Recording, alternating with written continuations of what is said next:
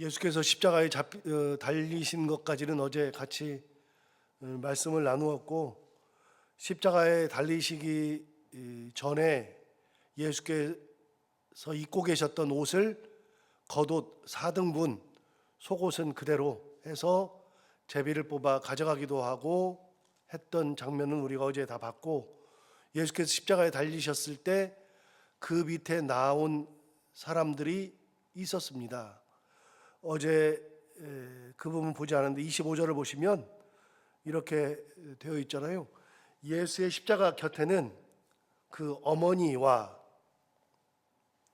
이모와 글로바의 아내 마리아와 막달라 마리아가 섰는지라. 이렇게 해서 네 분의 여성을 이야기하고 있습니다. 어머니는 당연히 나오는 것이고, 이모, 그 다음에 글로바의 아내 마리아, 그리고 막달라 마리아인데, 이모는 성경에 나온 적이 없습니다. 그래서 이모가 누군지를 모르고요. 글로바의 아내 마리아도 우리가 누군지를 모릅니다. 글로바가 성경에 나오질 않았기 때문에 잘 모릅니다. 그런데 이런 사람들이 나왔다. 아는 사람은 두 명이죠. 예수의 어머니 마리아와 막달라 마리아. 성경에는 마리아가 참 많이 나와요. 당시의 이름이 마리아가 굉장히 많았던 것 같습니다. 우리나라 이름 중에 자자로 끝나는 분들 있잖아요. 뭐 순자, 영자 뭐 이렇게 해가지고 자자로 끝나는 경우는 전부 다 그거는 사실 일본식 이름입니다. 일본에 잔재가 남아있는 이름입니다. 옛날부터 썼으니까 그냥 자자라고 짓게 되는데, 그 자가 그 일본식으로는 꼬거든요. 꼬. 그 끝에 꼬로 끝나는 거, 뭐 후미꼬, 뭐 무슨 꼬 하는 그 꼬. 그래서 이제 자자를 쓰게 되긴 하는데, 이렇게 우리는 이름이 많아요. 철수, 영희 뭐 이런 이름들이 많으니까요. 그런 것처럼 당시에 마리아는 이름이 흔했던 이름입니다. 그래서 예수의 어머니도 마리아고, 그래서 마리아가 워낙 많으니까 마리아를 구분하기 위해서 여러 가지 방법을 썼는데, 그 중에 하나가 여기에 있는 것처럼 글로바의 아내, 그러면 남편이 글로바구나, 그래서 글로바 아내 마리아 이렇게 얘기를 한 거고, 여기 있는 것처럼 막달라 마리아는 막달라라고 하는 지명을 붙인 겁니다. 그래서 그 지명에 막달라 지방의 마리아, 우리 말할 때 뭐 순천댁, 뭐 여수댁 하듯이 그 앞에 지명을 붙인 겁니다. 그래서 막달라 지방의 마리아. 막달라는 갈릴리 바로 옆에 있습니다. 그 다음에 이제 가룟 유다 그럴 때 가룟도 지명입니다. 그 다음에 그 예수의 십자가를 지고 갔었던 시몬은 구레네 사람 그랬죠. 구레네 시몬, 그 구레네도 지명입니다. 그래서 사람들의 이름이 많을 때에는 지명을 붙여가지고서 하는 경우가 많습니다. 그게 이제 그런 영향이 이제 후에도 나타나가지고 이제 예를 들어서 이제 우리가 잔다르크 얘기하잖아요. 잔다르크, 프랑스의 독립 그 전쟁 영웅이었던 잔다르크 여자분을 이야기할 때 잔다르크라고 하는 것은 그 사람의 이름이 아니고요. 이름이 아니라 그냥 잔느입니다. 잔느는 귀인이라는 뜻이고요. 잔느, 드라고 하는 것은 영어의 오브, 우리말로 하면 의, 뭐뭐의. 그래서 뭐뭐의 뭐 그런 뜻이고, 아르크라고 하는 것은 지명입니다. 그래서 아르크 지방의 귀인, 그런 뜻입니다. 그 여인의 이름이 없거든요. 그래서 이제 그 잔이 들어가면 귀인이라는 뜻입니다. 그래서 잔느드 귀용, 우리 그 영성 중세 시대에 보면 잔느드 귀용이라는 여자분이 있거든요. 그분도 그냥 잔느드 귀용이에요. 그 잔이 그 귀인이라는 뜻이고, 드는 오브란 뜻이고, 귀용 지방의 의인 이런 뜻입니다. 아무튼 이렇게 사람의 이름을 너무 많으면 구분하기 위해서 지명을 넣기도 하고 아버지 이름을 넣기도 합니다. 그래서 세베대의 아들, 여기 있는 것처럼 그다음에 알페오의 아들, 그래서 아버지의 이름으로 구분해요. 그래서 알페오의 아들 야고보, 그다음에 세베대의 아들 야고보, 그래서 아버지 이름으로 구분하는 경우 있고, 지방, 자기 사는 지역의 이름으로 구분하는 경우도 있고, 그렇게 합니다. 아무튼 예수님 앞에 나온 사람들 중에서는 마리아가 여기서도 세 명이 나오죠. 예수님의 어머니 마리아, 이모, 그다음에 글로바의 아내 마리아, 막달라 마리아, 이렇게 예수님의 십자가 밑으로 내려왔던 사람들 전부 다 여자입니다. 남자들은 하나도 보이지 않습니다. 특히 그 제자들은 다 도망을 가 버렸습니다. 그 3년이나 같이 다녔는데 3년 동안 다니면서 예수 그리스도의 사역을 보고 하나님 말씀을 들었던 사람들은 정작 중요한 죽음의 순간에는 목숨 건지겠다고 예수의 십자가 앞에 나가지 않았습니다. 오직 한 사람, 예수의 사랑하시는 제자, 그만 나갔죠. 그래서 거기에 나가 있기 때문에 한 명의 제자가 예수님의 어머니를 어머니로 모시게 되고, 예수님의 어머니 마리아는 그 제자를 아들로 삼게 되어서 평생을 같이 지내게 되죠. 그렇게 하고서 예수님께서 십자가에 달리신 후에 이제 돌아가시는 장면이 오늘 나옵니다. 28절에 보면 이렇게 말합니다. 그 후에 예수께서 모든 일이 이미 이루어진 줄 아시고 성경을 응하게 하려 하사 이르시되 내가 목마르다 하셨다. 여러분, 내가 목마르다고 얘기한 겁니다. 예수님께서 목마르다고 이야기하는 것은 예수님의 십자가에 달리셨을 때 하셨던 말씀이 7개가 있습니다. 그래서 우리가 흔히 말하기를 가상칠언이라고 이야기합니다. 가상칠언이라고 하는 것은 십자가 위에서 가상 7개의 말씀, 그래서 가상칠언인데 저도 이거 옛날에 외웠는데 요즘은 잘 못 외워져가지고 제가 적어왔어요. 여러분, 가상칠언은 이렇게 되어 있습니다. 이 가상칠언은 첫 번째, 아버지여 저들을 사하여 주옵소서, 저들은 저들이 하는 짓을 알지 못하니이다. 두 번째, 내가 진실로 내게 이르노니 오늘 내가 나와 함께 낙원에 있으리라. 세 번째는 여자여 보소서 아들이니이다. 보라 내 어머니다. 어제 나왔던 그거. 네 번째, 엘리 엘리 라마 사박다니 하시니 이를 번역한즉 아버지여 어찌하여 나를 버리셨나이까. 다섯 번째, 오늘 있는 다 이루었다. 여섯 번째가 오늘 지금 봤던 말씀 중에 내가 목마르다, 여섯 번째고, 일곱 번째가 아버지여 내 영혼을 아버지 손에 부탁하나이다 라고 이렇게 되어 있습니다. 7개의 말씀입니다. 그런데 이 7개의 말씀은 성경에 딱 7개로 정리돼서 나온 적이 없어요. 성경에 정리돼서 나온 적이 없고, 그럼 어떻게 7언이라고 그러느냐? 그거는 후대의 학자들이 예수님이 십자가 위에서 하셨던 말씀을 모아놓고 보니 7마디가 있더라. 그거를 순서대로 이게 먼저네 저게 먼저네 해서 순서를 정한 거고, 이게 1번부터 7번이 꼭 이 순서가 맞느냐? 그거는 정확하게 말할 수 없어요. 어쨌든 7개의 말씀이 있다고 후대에 얘기한 거예요. 그러니까 성경에 7개 말씀이 없다는 거, 우리는 그거 잘 모르게 가상칠언 그러면 가상칠언이 있는 줄 알아요. 그렇지 않아요. 후대 학자들의 수고와 그 결실입니다. 어쨌든 7개의 말씀 중에 어제 본 것처럼 세 번째가 여자여 보소서 아들이니이다. 보라 내 어머니다. 이게 세 번째 말씀이고, 오늘 요한복음에는 또 하나의 말씀이 있죠. 내가 목마르다라고 이야기했습니다. 그렇게 내가 목마르다고 하니까 사람들이 어떻게 했느냐? 29절, 거기 신포도주가 가득히 담긴 그릇이 있는지라 사람들이 신포도주를 적신 해면을 우슬초에 매어 예수의 입에 태 주었다. 목마르다 그러니까 물을 주는 게 아니라 신포도주를 해면에다가 이렇게 묻혀가지고 우슬초 나무에다가 걸어서 예수께서 그것을 맛보게 하신 거죠. 여러분, 그러면 더 목이 말라요. 그러니까 못된 짓을 한 거예요. 끝까지. 예수 그리스도는 십자가에 달려 돌아가실 때까지 끝까지 이런 취급을 받았어요. 그렇게 입에 대니까 예수님 어떻게 하시느냐? 30절 보세요. 예수께서 신포도를 받으신 후에 이르시되 다 이루었다 하시고 머리를 숙이니 영혼이 떠나 가시니라. 아주 짧게 기록되어 있습니다. 다른 거에 비하면 굉장히 짧습니다.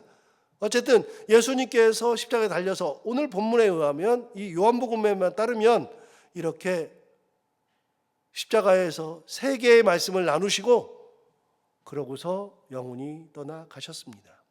이 땅에서의 삶이 끝난 거죠. 자, 여기서 잠깐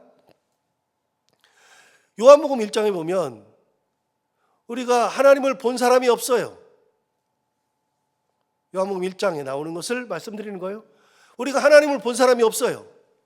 하나님 본 분이 어디 있어요? 여러분, 하나님 봤어요? 못 봤어요. 성경에 하나님을 묘사할 때 하나님의 모습이 어떤 모습이에요? 우리는 사람을 상상해요. 그래서 성경에 하나님을 묘사할 때 사람으로 묘사한 적이 없어요. 그럼 성경에 하나님을 뭐라고 묘사했느냐? 여러분, 성경에 하나님을 묘사한 것이 구약에 한번, 신약에 한번 이렇게 나와요.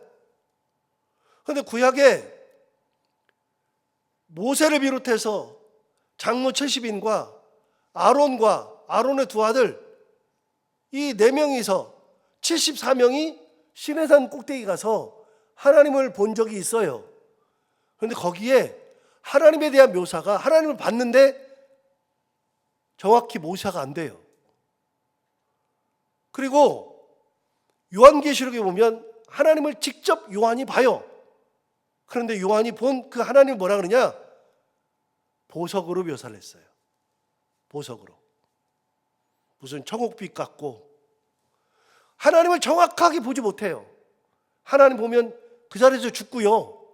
죽은 사람은 쓸 수 없어서 어떻게 할 수가 없어요. 하나님은 인간의 모습이라고 말할 수 없어요. 하나님은 몰라요. 그런데 우리 인간이 하나님을 본 사람이 없어요. 그런데 요한복음에 하나님을 본 사람들이 없으되 그 하나님이 인간 세계에 나타나셔서 우리와 함께 거하셨다. 바로 예수 그리스도. 이 하나님의 창조부터 지금까지 또 앞으로도 영원 무궁토록 하나님과 인간의 관계가 이렇게 이어지는 동안에 하나님을 본 사람이 없는데, 천국에 가면 보겠지만 이 땅에서 본 사람이 없는데 그 하나님이 이 땅에 내려오신 게 33년 딱 있다 그랬잖아요. 인간의 모습으로 내려오신 것이 33년. 그래서 인간의 모습으로 내려오시죠. 그래서 그리스도 참미송에 종의 형체를 가지사, 그래서 우리의 형체를 가진 겁니다. 우리가 종의 형체니까. 우리의 형체로, 종의 형체로 나타나서 인간 사회에서 이 인류 역사상 딱 33년만 하나님이신 그 영이신 하나님께서 인간의 모습을 입고 인간의 세계에 오셔서 인간과 함께 계시면서 사람들이 하나님을 눈으로 봤어요. 그 사람들은 딱 33년 동안만 본 거예요. 그 이후에는 하나님은 보이지 않아요. 자, 오늘 마지막으로 예수 그리스도께서 인간의 모습을 끝내는 날이에요. 장사하면 끝이에요. 그런데 그 하나님이 인간이 되셔서 이 땅에 오셔가지고서 우리랑 같이 거하셨는데 사람들이 예수를 어떻게 취급했느냐? 죄목이 뭐냐? 예수 그리스도께서 하나님을 아버지라고 한다고 죽였어요. 얼마나 웃겨요.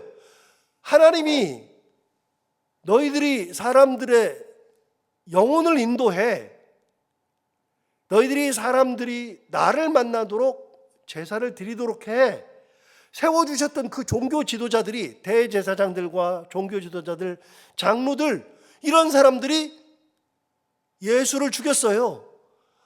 하나님이 세우신 종교 지도자가 하나님을 죽였다고요. 얼마나 참담해요. 우리 주님은 이 땅에 오셔서 하나님이 인간이 되셔서 오신 다음에 인간 사회에서 인간이 하나님을 알아보지 못하고 후대에 알아보고, 그때는 예수를 죽이려고 혈안이 되어 있어요.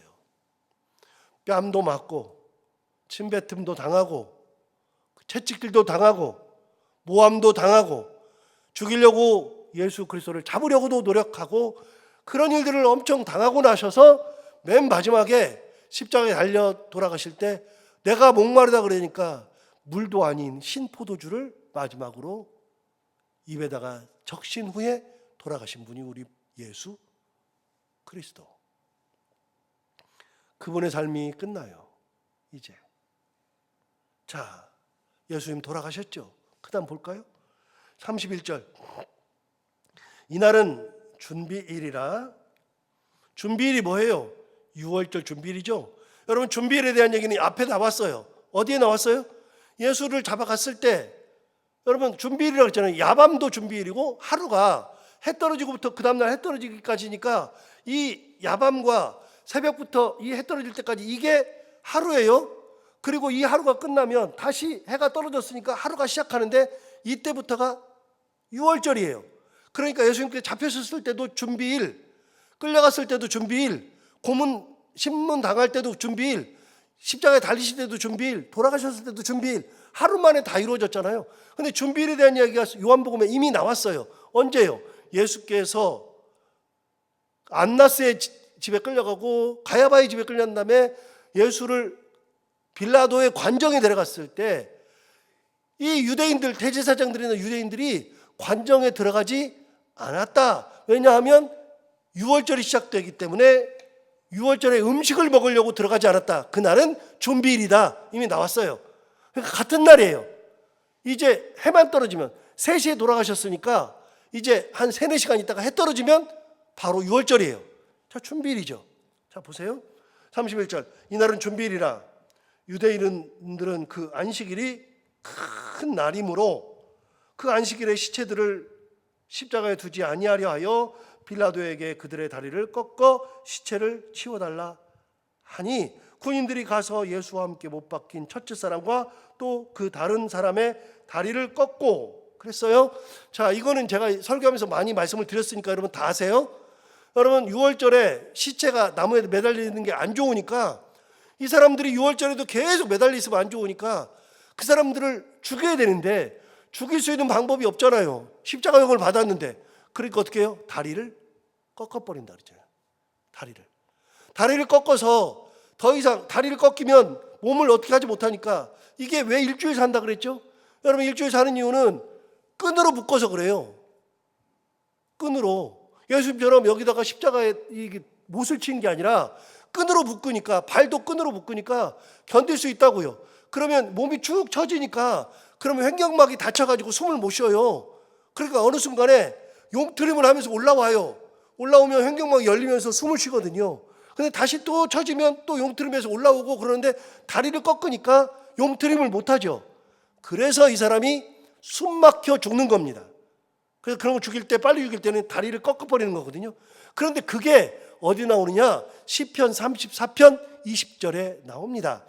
시간이 많이 갔으니까 제가 적어왔어요. 이렇게 되어 있습니다. 시편 34편 20절에 그의 모든 뼈를 보호하심이여 그 중에서 하나도 꺾이지 아니하도다. 이게 시편 34편 20절에 있어요. 여러분, 이거는요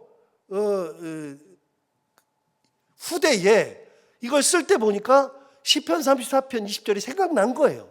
그때 생각난 게 아니라 후대에 요한복음을 쓸 때 요한이 보니까 시편 34편 20절에 그렇게 되어 있네 라고 생각한 거예요.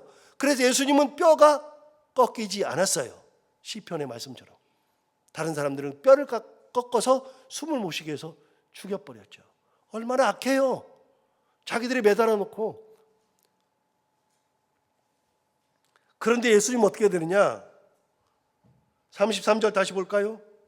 예수께 이르러서는 이미 죽으신 것을 보고 다리를 꺾지 아니하였다.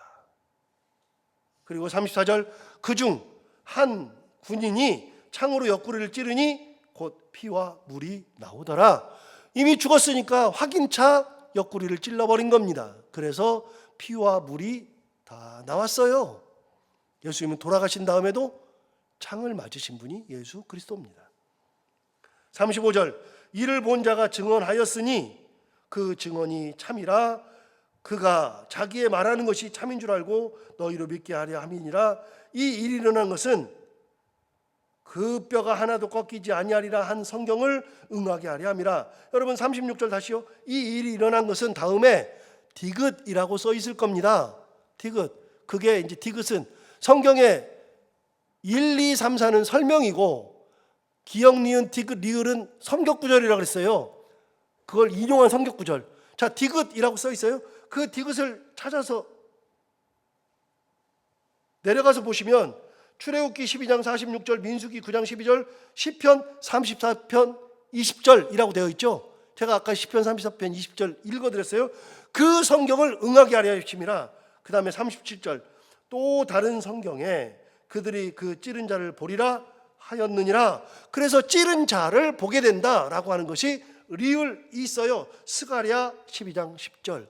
자, 20장에만 우리 이 19장에만 성경이 응한다라고 하는 표현을 계속해서 해놨습니다. 어디부터 해놨느냐? 24절부터 성경이 응하는 것으로 얘기했어요. 24절에 제비 뽑자 하니, 중간쯤에 제비 뽑자 하니 이는 성경에 그들이 내 옷을 나누고 내 옷을 제비 뽑나이다. 그 성경을 응하게 하려 하심이라 라고 되어 있죠. 그 다음에 28절 보시면 아까 봤던 내용이에요. 그 후에 예수께서 모든 일이 이미 이루어진 줄 아시고 성경을 응하게 하려 하사 이르시되 내가 목마르다 이렇게 얘기했고, 세 번째 디귿 리을 아까 봤죠. 그러니까 후대에 보니까 예수님은 십자가에 달려 돌아가실 때조차도 성경을 응하게 하시려고 하신 내용들이 있더라라고 생각한 거예요. 여러분, 이게 중요한 거예요. 하나님의 뜻은요, 성경에 나타나고 그 성경이 응하는 과정이에요. 그러므로 성경의 말씀은 하나도 틀리지 않고 하나도 버릴 것이 없어요. 그러므로 이렇게 되면 우리의 삶을 살아갈 때 주께서 주신 말씀이 우리에게 다 이루어져요. 그 말씀은 하나도 1.1획도 땅에 떨어지지 않아요. 무슨 말이냐? 여러분, 우리가 어려움 당할 때 이사야 41장 10절 말씀을 우리가 다 기억하잖아요. 두려워하지 말라, 놀라지 말라, 다 나오잖아요. 그래서 어려움을 당할 때 내가 두려워할 이유가 없어요. 그리고 순간순간마다 우리가 외우는 성경들 있잖아요. 그런 성경의 말씀은 하나도 땅에 떨어지지 않고 다 이루어진다. 나의 삶 가운데 내가 어려움을 당할 때, 힘들 때, 기쁠 때, 찬양할 때, 그럴 때마다 다 이루어져요. 저는 저 자신을 볼 때마다 이렇게 후대에 보면, 나중에 보면, 아, 진짜 말씀이 응했네, 하나님 말씀대로 이게 진짜 이루어지네 라는 것들이 너무나도 많아요. 여러분, 저는 그래서 설교를 준비하다가 시간 지나놓고 보니까 하나님 말씀, 하나님의 은혜가 나에게 임하고 말씀이 임하는 것이 얼마나 많은가 이렇게 대충 적어봤어요. 이렇게 큰 거 적었는데, 가장 먼저는 예수 믿은 것이 이게 말이 안 되는 건데 그런 일들이 일어났어요. 저 같은 사람이 어떻게 예수를 믿을까? 우리 집안에서. 진짜 집안이, 이 집안은 예수 믿을 집안이 아닌데. 두 번째는요, 제가 깜짝 놀라는 것은 제가 군인 중에 장교된 것이 말이 안 돼요. 여러분 알다시피 저희 집안은요, 빨치산 집안이라 그랬잖아요. 그래서 저희 집안은 뭘 해도 안 돼요. 신혼조에 다 걸리고, 그래가지고 되는 게 하나도 없고, 우리 형이 사우디아라비아에 붐이 일어났을 때, 건축 붐이 일어났을 때 거기 가려고 그랬더니 신혼조에 걸려가지고 10번을 넣었는데 10번 다 좌절돼가지고 거기를 못 갔잖아요. 그래서 돈을 벌겠다 그랬는데 돈도 안 벌려요. 공직은 나가지도 못해요. 저 역시 마찬가지죠. 그런데 저는 장교가 됐거든요. 이게 어떻게 됐느냐? 희한해요. 너무 몰라요. 그런데 저는 그래서 장교된 게 진짜 놀라운 거예요. 저는 결혼한 것도 놀라워요. 저는 그 집안도 얘기했지만 우리 집 삶이 그렇고 가진 것도 없고 아무것도 없는데 아내 만나서 결혼하는 것도 이해가 잘 안 돼요. 어떻게 이게 가능할까? 말이 안 돼요. 목사 된 것도 이해 안 되고 유학한 것도 이해가 안 돼요. 돈이 없는데 어떻게 유학을 했을까? 그 7년만을 어떻게 버티면서 박사학위를 끝까지 할 수 있었을까? 다 이해가 안 돼요. 또 이해가 안 되는 거는요, 제가 이 교회에서 지금 이 자리에 서서 설교하는 것도 이해가 안 돼요. 그런데 지나놓고 보니까 아, 하나님의 은혜가 임했고 하나님께서 나를 붙들어 주시고 하나님께서 이렇게 나를 이끌으셨다라는 게 느껴져요. 요한이 그거예요. 요한이 지나놓고 보니까 예수님이 돌아가실 때는 몰랐는데 지나놓고 보니까 예수님께서 하신 말씀 한마디 한마디가 다 하나님께서 옛날에 다 하신 말씀이 다 응하는 과정이었다. 전부 다. 우리 삶에 하나님의 말씀, 하나님의 은혜가 지나놓고 보면 다 이해가 돼요. 지나놓고. 저는 여러분을 다 말할 수 없으니까 제 얘기를 했지만 여러분의 삶을 돌이켜보면 다 그렇잖아요. 내가 그때 투자했던 거, 내가 그때 뭘 해놨던 거, 내가 그때 이렇게 했던 거, 내가 그때 사람을 만나가지고 이렇게 된 거 다 지나놓고 보면 하나님의 은혜요 섭리였다라고 고백하는 거예요. 그래서 지금 지나놓고 보면 감사, 찬양. 자, 여기서 한 걸음 더 나가요. 그 하나님께서 내 인생을 이렇게 이끌으셨으니 앞으로의 인생은, 앞으로는 모르지만 그 인생도 하나님께서 이끌고 가시리라. 나의 삶을 가장 좋은 길로 인도하시리라. 믿음은 가지고 가는 거예요. 그래서 고백을 할 때, 지금 이 순간에는 고백할 때 어떻게 고백하냐면 두 가지의 고백이 가능한데, 지금까지 내 삶을 돌이켜보면서 하는 고백은 경험적 고백이에요. 내가 경험한 거에 대한 고백. 그 다음에 이제 앞으로 가는 것은 내가 경험한 것이 아니잖아요. 이건 무슨 고백이냐? 선언적 고백이에요. 믿음으로 하는 선언적 고백. 이 고백이 두 개예요. 경험적 고백과 선언적 고백. 그래서 오늘 말씀을 보면 그런 말씀들이 쭉 기록되어 있죠.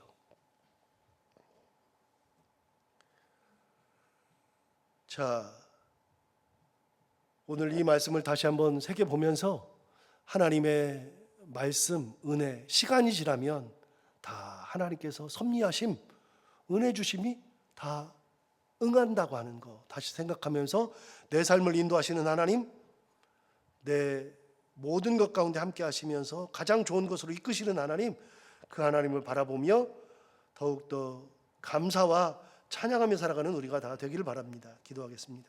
하나님 아버지, 오늘도 귀한 말씀 우리를 깨우쳐주셔서 감사합니다. 이 말씀 듣고 생각해 보니 예수님께서 인간이 되셔서 딱 33년만 하나님이신 분이 인간의 모습으로 우리에게 보여주시고, 그럼에도 불구하고 예수님은 온갖 모욕, 고난, 뺨도 맞고 채찍질도 당하고 침뱉음도 당하고 그렇게 하면서도 끝까지 하나님의 뜻을 이루었던 예수 그리스도, 우리를 구원하신 예수 그리스도를 다시 한번 생각하며 감사하며 찬양하는 삶을 사는 저희들이 되게 하여 주옵시고, 또 예수님은 끝까지 성경 응하게 하셨다라고 하는 것을 후대에 보니 다 하나님의 섭리 가운데 있었구나, 하나님께서 은혜 가운데 그 길을 이끄셨구나 하는 것을 고백했던 것처럼 우리도 지금까지의 삶을 인도하신 하나님, 그리고 앞으로의 삶을 인도하실 하나님을 경험적으로 고백하고 선언적으로 고백하며 하나님 앞에 찬양하며 감사하며 살아가는 저희들 모두가 다 되게 하여 주옵소서. 하나님 아버지, 오늘도 하루를 살아갈 때 이 말씀이 우리 가운데 힘이 되기를 원하며, 또 오늘도 이 새벽에 믿음 가지고 주 앞에 나온 사랑하는 모든 성도들 한 분 한 분을 다 기억하여 주옵시고 우리의 헌신과 마음을 다 받아주시기 원하며, 오늘 아침에도 이렇게 기도할 때 우리 기도가 하나도 땅에 떨어지지 않냐고 다 하늘에 상달되고 하나님의 은혜 가운데 응답받고 돌아가는 시간들이 다 되게 하여 주옵소서. 하나님 아버지, 오늘도 하루를 살아갈 때 우리가 해야 되는 것들 잘 감당하는 믿음 주시고, 만나는 사람들이 누구든지 그들과 함께 웃고 행복한 사람들이 하루가 다 되게 하여 주옵소서. 감사하며 예수님 이름으로 기도하옵나이다.